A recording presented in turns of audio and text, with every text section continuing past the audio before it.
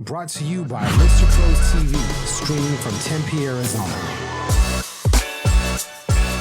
And we're live in 5, 4, 3, 2, 1.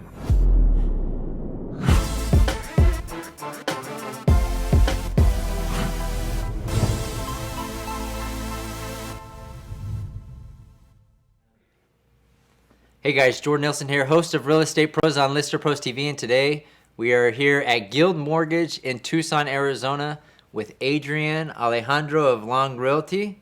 Thanks for taking time out of your busy day to join me on Real Estate Pros this afternoon here in Tucson. Of course, happy to do it. Thanks for having me. So we'll give you a couple minutes to introduce yourself for those watching that don't necessarily know. They may know who you are, but maybe they don't know your story. So give us a little background on yourself and then also how you ended up in real estate. Yeah, of course. So Adrian Alejandro, I'm with Long Realty. Just getting ready to finish up my first year in the real estate industry, and it's been quite the journey. It's been awesome. Prior to real estate, I was in the restaurant industry for about 14 years. Went to the University of Arizona, where I graduated from Eller. Worked in the financial industry for a couple of years, and then decided I wanted to put those two skill sets together and really help the general public in a transaction that they only do typically a handful of times throughout a lifetime. So nice. I found it to be a great fit so far, and I'm excited to continue. So what kind of financial background do you have? I'm curious because I come from banking. From banking.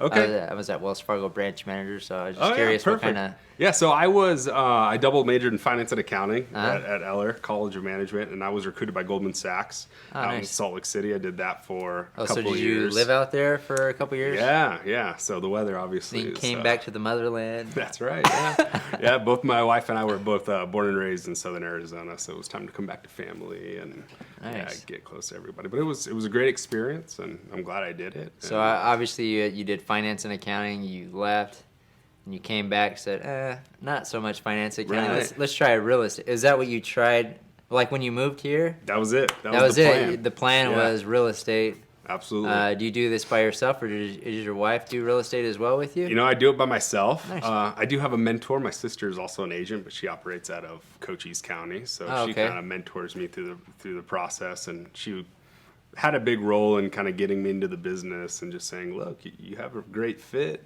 come check it out and give it a try. So I'm glad I did. So you started last year, 2017. Would have been, we know like the first year in real estate is like if you can get past the first year, because obviously you grew up here, you moved away, maybe you lost some contacts, but to kind of establish yourself as a real estate agent in a market. Were you born and raised here in Tucson, in this area? Actually in Sierra Vista, so not far. Yeah. So do you cover Sierra Vista as well? No, definitely not. I only cover Tucson, but I moved to Tucson in 2007 before we spent a couple of years in Salt Lake City, so pretty familiar with Tucson and definitely Southern Arizona. Right. So what have been your biggest aha moments? I know some people get into real estate, they think it's so easy, They don't come in with the right expectations, so then they end up not making it to their first year. I think there's a high percentage of agents that don't make it to their first year anniversary. So talk to us a little bit about maybe what you expected getting into real estate, and then how it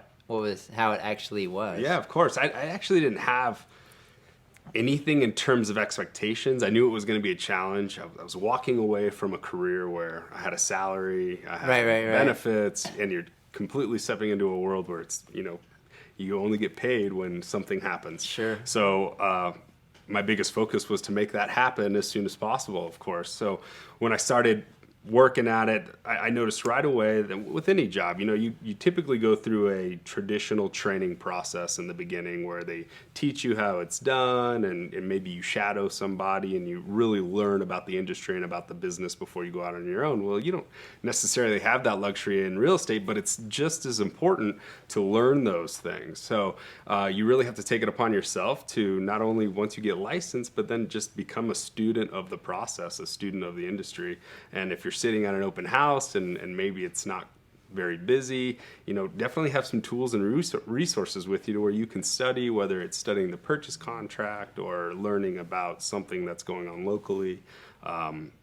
it's important to just continue learning. So have open houses been a key piece of your business starting Absolutely, out? yeah. So my main two focuses are sphere of influence, which I didn't actually have a huge sphere of influence here in Tucson, and open houses. So open houses have been very successful for me. I do a lot of preparation. Open houses, I choose which house I'm going to do. I'm pretty selective, and that happens earlier in the week, probably like Monday, Tuesday, and then there's other things that I do throughout the week to actually prepare for this open house or an event to try to get as many people to come through as possible. Sure. Yeah. I've talked to several newer agents, and this is a pretty popular strategy to, as you're trying to build your business and build, your sphere of influence, just to get in front of more people. Yep. And I think even the rookie of the year, she does like 5 or 6 open houses a week, just to get in front of people, Yep. So it's a smart strategy to do the open houses. Yeah, in my opinion, there's no better platform to get yourself in front of people who are actively looking to participate in a real estate transaction than to do an open house. So as a new agent, we know that, you don't jump into real estate and have all these listings. So, do you hold open other long agent houses? Of course. Yeah, that's the best way to go. You could, again, I start my research kind of Monday, Tuesday, try to pick something that's new, fresh on the market. Maybe it hasn't been held open before in a high traffic area, so my signs have a lot of exposure. I also like to knock doors, so I'll print flyers, and I'll generally invite about 10 neighbors or so just to say, hey, come check out what's going on in your local real estate community. Do that right before your open house starts? Yep. Oh, okay, cool. Exactly. So I'll go out usually on a Saturday, and if I'm hosting an open house Saturday and Sunday, then I'll invite them to both. And quite a few of them end up stopping by and just checking out. Hey, this is what real estate looks like in your local community. Here's the pricing. This is kind of what you get. So it's a cool experience. So have you focused in on a specific area of Tucson? Obviously, Tucson is fairly big and kind of spread out. You have Sierra Vista, Green Valley, all these different cities. Yeah. I've actually been pretty spread out myself. Yeah. If I were to say I were to focus in an area, it'd probably be on the east side of town, but I have a listing on the west side. I've done transactions all over in central, so it's kind of hard to stay contained because it's really about the people. It's really about who you end up meeting and where they're interested in living and whatnot. So you really adapt and provide that high level of client service as is necessary to be successful, and we go wherever we need to go. So looking back at your first year in real estate, what have been the biggest drivers of your business? Has it been your sphere of influence? Has it been those open houses that actually turn into closed deals for you? Yeah, I would definitely say both. Open houses more so, but sphere of influence, I was actually surprised because even though I didn't have that many contacts in Tucson, the people that I reached out to, they were excited about the fact that they knew somebody now in the real estate industry, maybe they hadn't before. And even though I was starting off and I was new, it was unbelievable to me how many people felt confident using you just because of past relationship and they trusted you. That was it. Right. And I would be very forthcoming and say, I don't know the answer to everything, but I have the resources to get the answer to any question that you have. And they felt very comfortable with that.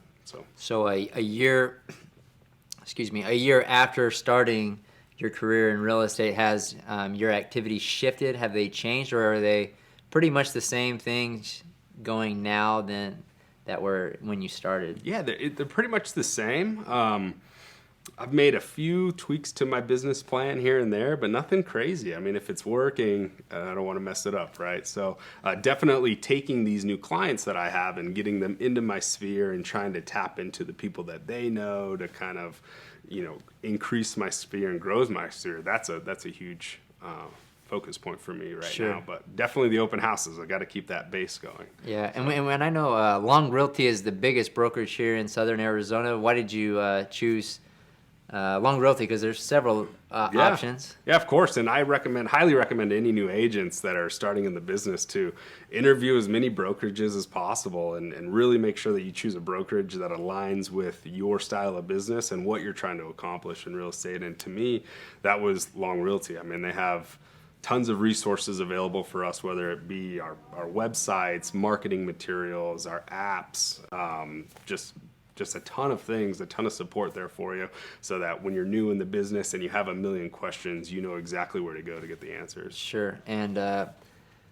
You talked a bit about open houses that drive your business results, and we know that, and there are agents out there that may just put it on the MLS. Oh, I'm doing an open house, and crickets are chirping at their open Right. house. They don't get very much traffic. What are some of the pieces over the last year that you found that helps to drive traffic to your open houses? Because a lot of agents may be struggling with that piece. Like, oh, I'm doing open houses, I post it here or there, but people aren't really showing up. Yeah. So I do try to ask a few people that show up to the open house, like, hey, where did you hear about it? Ah, gotcha. And I would say at least 85% of the time it's just people driving by. So I do push on social media. I'll run promotional ads for all my open houses on social media. Of course, we'll push out through the MLS. Long Realty also has its own platform that we push out to. So for users that are using the application, it actually flags and it's yellow on the app. Nice. So if they're looking around, they know where all the open houses are, which is pretty cool.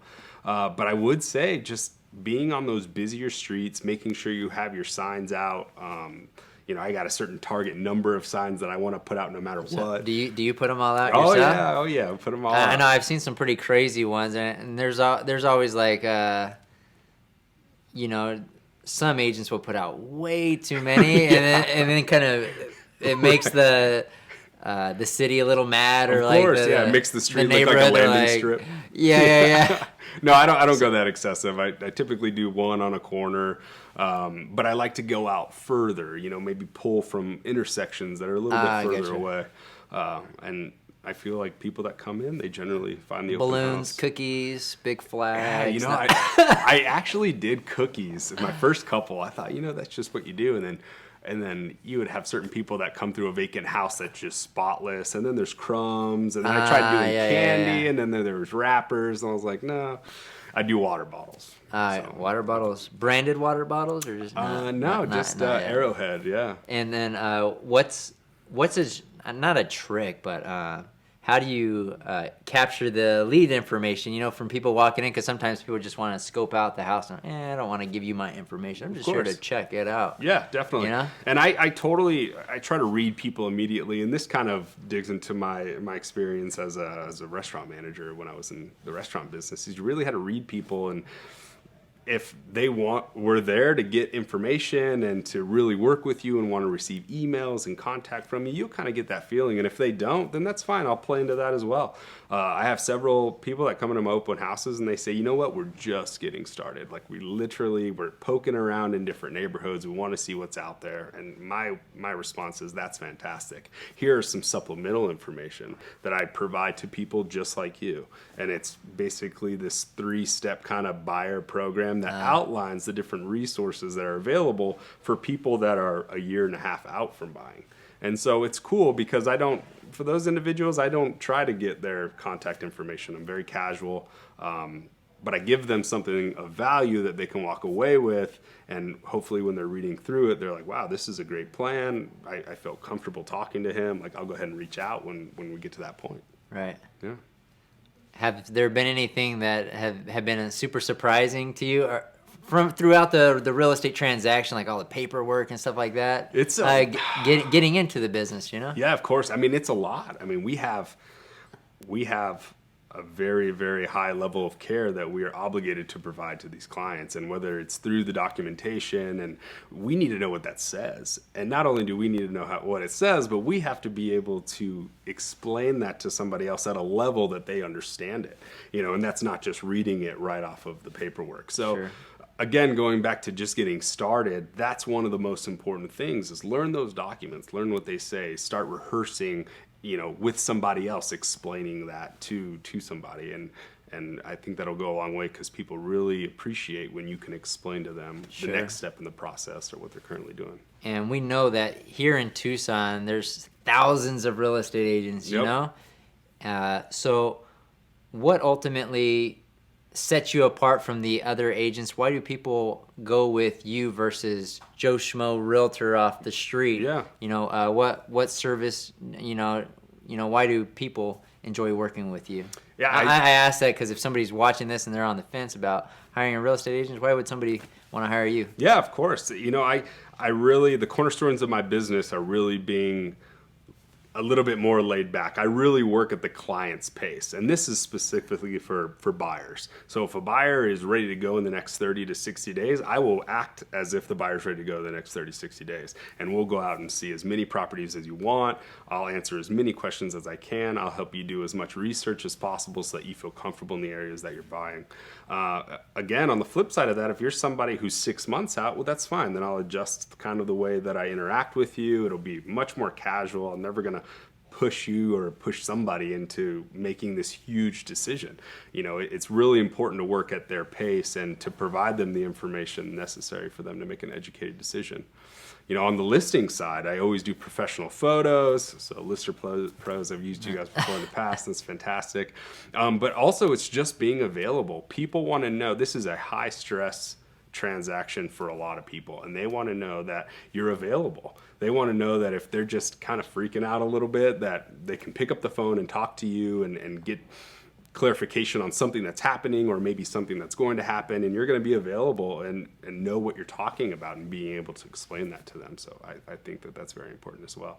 So I really value my time in terms of making sure that I'm always available for my clients. If I don't answer my phone, I call back in the next 5 minutes if possible. Right. So it sounds like you focus on the clients and their goals, not like you on one side just trying to close a transaction, right, you know? Yeah. So I think that's really important. I think a lot of agents may fall into that, just try to push clients through, you know, if they don't working with a lot, but really focusing on the client. Yeah. Really makes the experience more enjoyable. Because like you said, you know, buying and selling real estate is somewhat stressful. You know, there's a lot of things that go on, inspections, negotiations, all kinds of variables to success. So if there's somebody watching this that's in the process of getting their real estate license or considering getting their real estate license, what advice would you give them starting out brand new as a real estate agent? Yeah, I would say go for it, but be prepared to work. As long as you treat this as a career, just like you would anything else, and you plan on putting in the long days and putting in the effort necessary to educate yourself and become competent in the industry, then I think you'll have a really successful career, and I've loved it, and I plan on not looking back.